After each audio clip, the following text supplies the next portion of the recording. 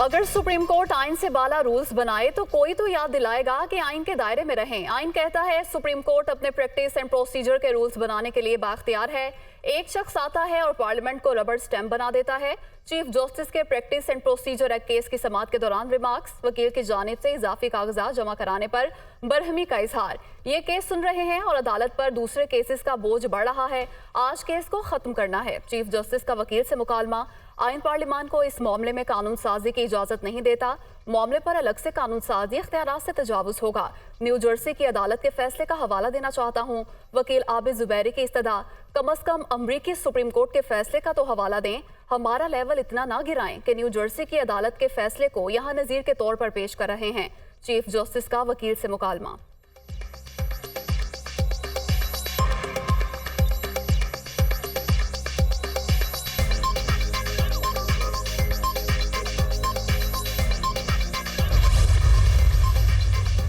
फलस्तीन और इसराइल में घुमसान की लड़ाई। हलाक इसराइलियों की तादाद 700 तक जा पहुंची। 2156 जख्मी। हमास का ऑपरेशन तूफान अल-अक्सा इसराइल के लिए मोहलिक साबित।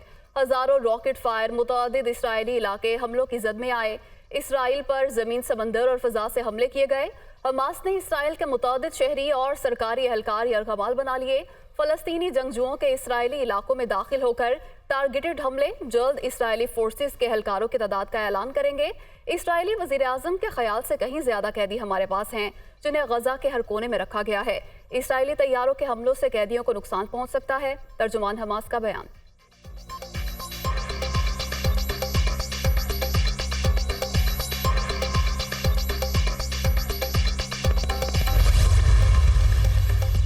हमास के मिलिट्री विंग की कार्रवाइयों से इसराइल बौखला गया। गजा में मासूम फलस्तीनियों पर वहशियाना बमबारी। 493 फलस्तीनी शहीद, 2751 से ज्यादा जख्मी।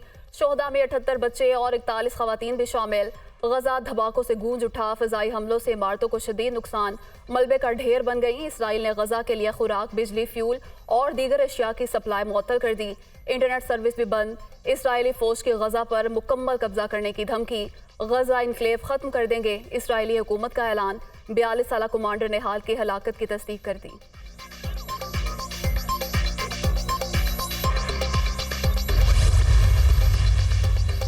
तोशाखाना केस के फैसले पर चेयरमैन पीटीआई की नाअहली के नोटिफिकेशन का मामला। इस्लामाबाद हाईकोर्ट ने चेयरमैन पीटीआई की दरख्वास्त पर फैसला महफूज कर लिया। हमने दरख्वास्त में वफाक को फरीक बनाने की इस्तदा की है। वकील चेयरमैन पीटीआई, आपके पास इस हवाले से कोई अदालती हवाला मौजूद है तो पेश करें। चीफ जस्टिस की हिदायत।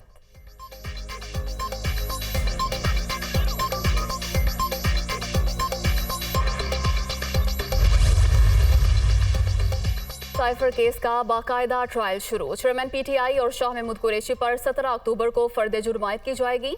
साइफर केस की अडयाला जेल में समाअत। मुलजिमान को चालान की कॉपियां तकसीम कर दी गईं। समाअत 17 अक्टूबर तक मुलतवी। सरकारी गवाहान तलब। ऑफिशियल सीक्रेट एक्ट अदालत के जज अबुल हसनात ने समाअत की।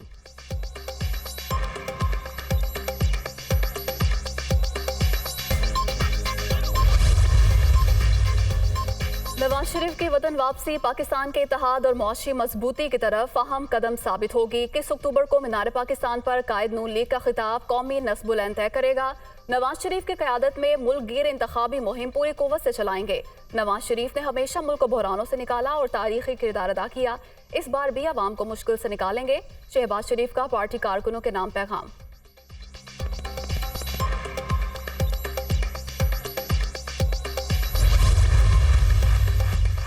जब भी इलेक्शन की तारीख आए, हमारी तैयारी पूरी है। कराची को क्राइम फ्री सिटी बनाएंगे। खवातीन को हिरासत करने के 5-6 केसेस हुए हैं।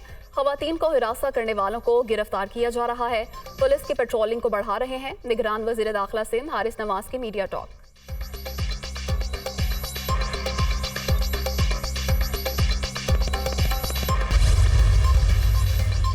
और डॉलर के मुकाबले में रुपया मजीद तगड़ा। इंटरबैंक में अमरीकी करेंसी की कीमत में 1 रुपया 4 पैसे की कमी। 281 रुपये 65 पैसे पर ट्रेड।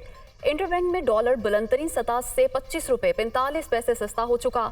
ओपन मार्केट में भी डॉलर 1 रुपया सस्ता 281 रुपये 50 पैसे पर फरोख्त। स्टॉक मार्केट में भी मस्बत रुझान।